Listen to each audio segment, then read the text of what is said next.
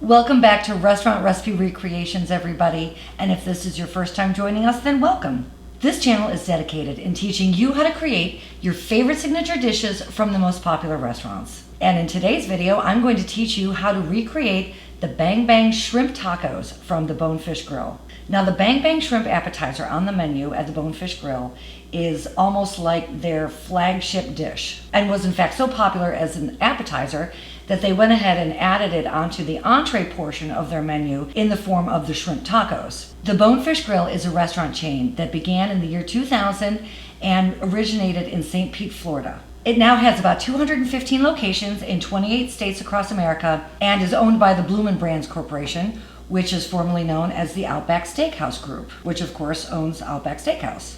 I'm going to be showing you today's preparation of the deep fried shrimp in a wok. However, I will say that if you do not want to deep fry these shrimp and you have an air fryer, then by all means go ahead and use the air fryer.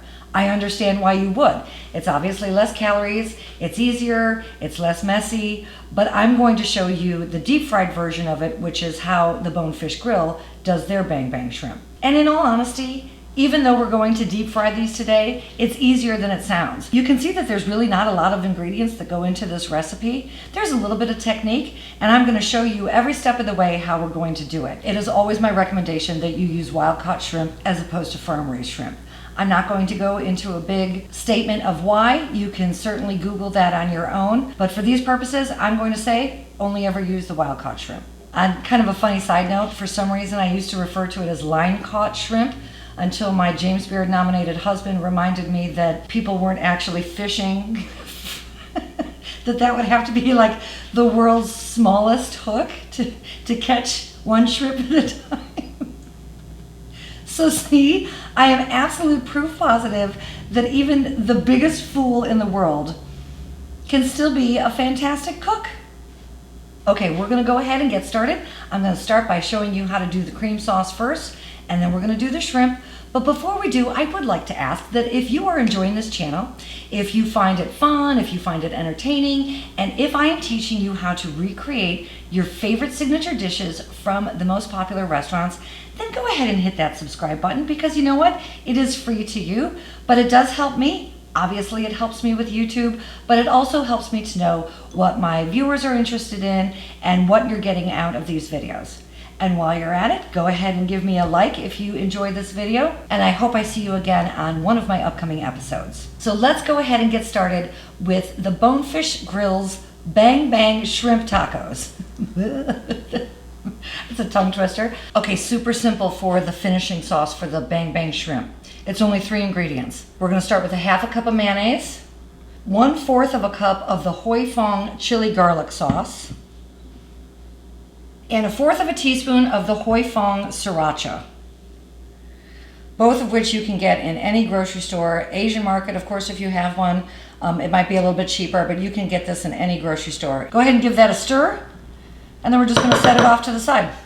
So I have my 1 pound of Florida Gulf shrimp. These are medium-sized shrimp, which have been peeled and deveined. Sometimes frozen shrimp has a little bit of a shell left on it, but you don't want that. You want all of the shell completely off. Fresh kosher salt, cracked black pepper, and cultured whole milk buttermilk. The amounts don't really matter. We're just gonna go ahead and pour that over the top, and then just give that a nice mix.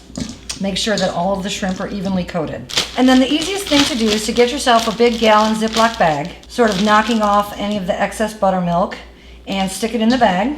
And then to the bag of shrimp, we're just going to add 1 cup of just regular cornstarch. And give it a nice shake. I just find that using a Ziploc bag to dredge proteins is the easiest way, because it just ensures that all of the proteins get covered in the dredge.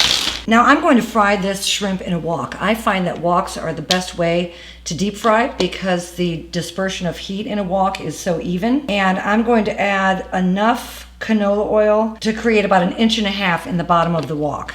Now, if you don't happen to have a wok, just make sure that you use a very deep pan, and we need this oil to come up to 375 degrees before we start frying. If you do not have a food thermometer and you're curious if your oil is hot enough, then go ahead and just take a little shrimp here, dip it in carefully. If it does not start sizzling right away, it is not hot enough. I also have here to my side a drainage rack, which I'm going to put the shrimp on after it's been cooked.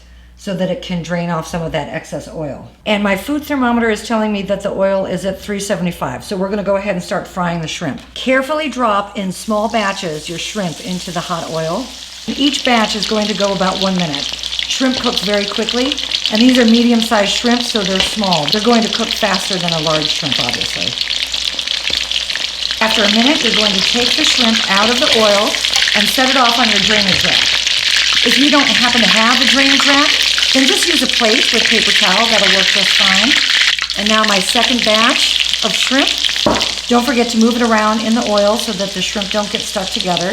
But be gentle when you move the shrimp around in the oil because you don't want to knock off all of that dredge either. Let the shrimp cool on the drainage rack for just a little bit. And then the only thing left to do is we're going to go ahead and transfer this shrimp into a bowl. And then we're just going to take this bang bang sauce that we did earlier, pour it all over the shrimp, lightly toss the shrimp in the sauce. You want to make sure that you're doing it gently so that you don't knock off all of the crust on the shrimp. And then you can serve it just like this as the appetizer version, but we're going to go ahead and make it into the bang bang shrimp tacos. So to do that, you're just going to take 3 warmed corn tortilla, put about 4 shrimp in each one, some shredded romaine lettuce, some diced tomatoes, and just drizzle it with a little bit of sour cream.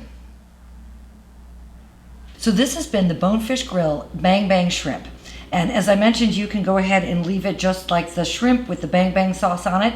And that's how they serve it as an appetizer. Or you can go all the way through and make it into a taco. Just a little bit of sour cream, a little bit of shredded lettuce, some tomatoes, and a nice warm corn tortilla.